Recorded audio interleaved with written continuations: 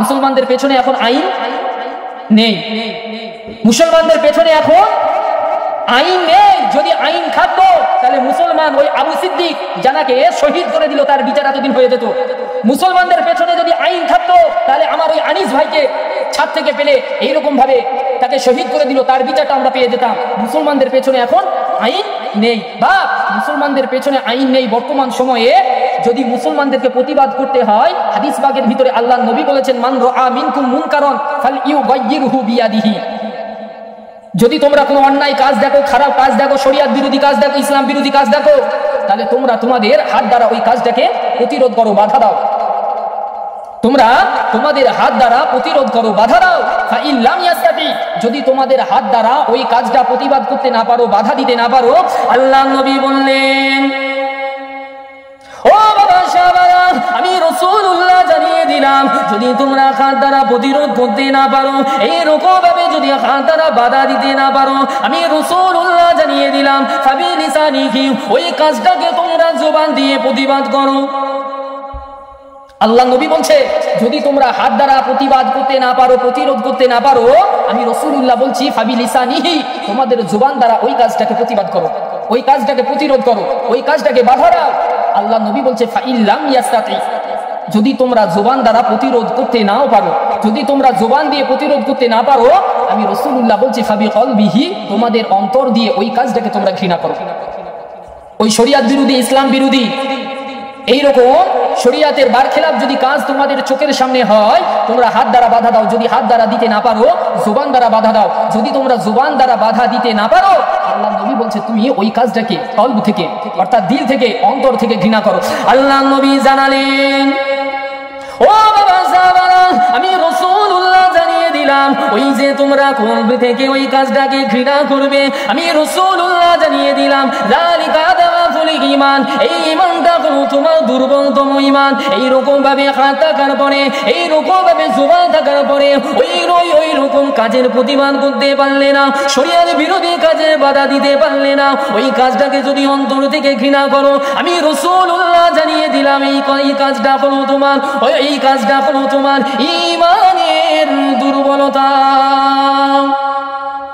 কি বলছে আল্লাহ নবী? বলছে, যদি হাত দ্বারা বাধা দিতে না পারো, জবান দ্বারা বাধা দাও। জবান দিয়ে যদি বাধা দিতে না পারো, অন্তর থেকে ওই কাজটাকে ঘৃণা করো। আল্লাহ নবী বলছেন, যালিকা আদআফুল ঈমান, আর এই অন্তর থেকে ঘৃণা করাটা হচ্ছে তোমার দুর্বলতম ঈমানের লক্ষণ। অর্থাৎ তুমি এখনো প্রকৃতপক্ষে ঈমানদার হতে পারোনি, তোমার দুর্বলতম ঈমান ভিতরে আছে। এই কথা বুঝছেন? বা আমাদের কাছে আইন নেই, আমাদের কাছে পুলিশ নেই, আমাদের কাছে এইরকম আইন শৃঙ্খলার ব্যবস্থা নেই, আমরা হাত দ্বারা ওই জিনিসটাকে বাধা দেবো, পারবো না। আমাদের জবান আল্লাহ দিয়েছে, জ্ঞান আল্লাহ দিয়েছে, আমরা যতটা চেষ্টা করবো এই জবান দিয়ে প্রতিবাদ করা। কেননা আল্লাহ নবীর জামানায় শাইরুর রাসূল, যাকে রাসূলের কবি বলা হয়, যার নাম হলো হাসান বিন সাবিত, যার নাম হলো হাসান বিন সাবিত, এই মানুষটা আল্লাহ নবীর কবি ছিলেন।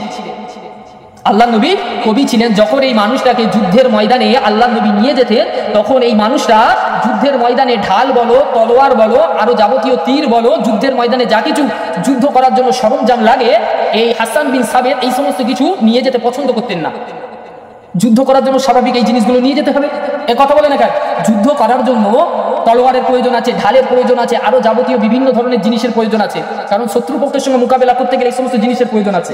কিন্তু এই হাসান বিন সাবিত তিনি এই সমস্ত জিনিসগুলো নিয়ে যেতে পছন্দ করতেন না, তিনি এই সমস্ত জিনিসগুলো নিয়ে যেতে বাধা দিতেন না, এই সমস্ত জিনিসগুলো নিয়ে যেতে হবে না। কেননা এই হাসান বিন সাবিত তিনি এমন একজন কবি ছিলেন, মক্কার কুফার কুরাইশ কাফেরদের তিনি কবিতার মাধ্যমে এমন ভাবে তীরবিদ্ধ করতেন যে তার কবিতা শুনলে তারা তীরের আঘাতে যতটা না আহত হতো, এই হাসান বিন সাবিতের কবিতা শুনে ওই তীরের মতন আহত হতো। এ কথা বুঝছেন? এনার কবিতায় এত জোর ছিল যে তীর লাগলে যতটা আহত হয়, এনার কবিতা শুনলে ঠিক ততটাই আহত হয়ে যেত, আহত হয়ে যেত। এমন সময় হাসান বিন সাবিতকে আল্লাহ নবী ডেকে বললেন, হে হাসান, শাইরুর রাসূল, তুমি হলে আমার কবি, তো তুমি যদি মক্কার কুফার কুরাইশ কাফেরদের বিরুদ্ধে এমন কটাক্ষ, এমন কুরুচিকর মন্তব্য হিসাবে যদি তুমি কবিতা লেখো, তাহলে ওই কবিতা যে কটাক্ষ করেছো ওটা তো আমার কাছে এসে রাখবে, কারণ আমিও তো কুরাইশি, আমি তো মক্কারই। এ কথা বুঝছেন? তুমি যদি মক্কার কুফার কুরাইশ কাফেরদের বিরুদ্ধে যদি এইরকম কটাক্ষ, কি বলে যাবে, এইরকম ভাবে যদি তুমি কবিতা লেখো, তাহলে ওই কবিতাটা তো ঘুরে আমাকেই তো লাগবে। ওই কবিতাটা তুমি যে তাদের বিরুদ্ধে লিখেছো সেটা তো ঘুরে আমাকেই লাগবে, হ্যাঁ কি না? আমি তো কুরাইশি, তাহলে তুমি যে তাদের বিরুদ্ধে লিখছো তাহলে সেটা তো আমাকে ঘুরেই লাগবে।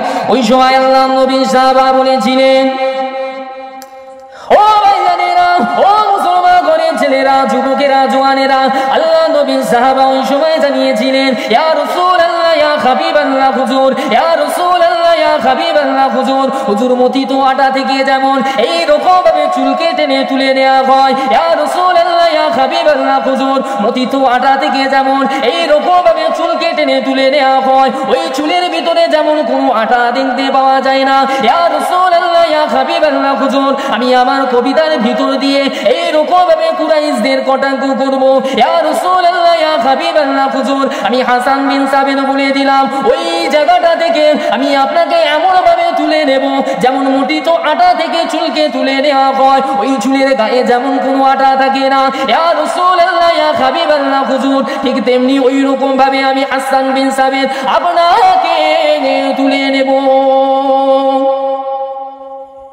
হাসান বিন সাবিত বলছে, হুজুর, ঠিক মথিত আটা থেকে যেমন একটা চুলকে টেনে তুলে নেওয়া হয়, ওই চুলের ভিতরে যেমন কোনো আটা থাকে না, ঠিক আমি মক্কার কুফার কুরাইশ কাফেরদেরকে আমার কবিতার মাধ্যমে তাদেরকে আমি কটাক্ষ করব, নির্বিদ্ধ করব, কিন্তু ওইখান থেকে আমি আপনাকে ঠিক মথিত আটা থেকে যেমন চুলকে তুলে নেয়, চুলের গায়ে কোনো আটা থাকে না, ঠিক সেই রকম ভাবে আমি হাসান বিন সাবিত ওইখান থেকে আপনাকে বের করে নিয়ে চলে আসবো।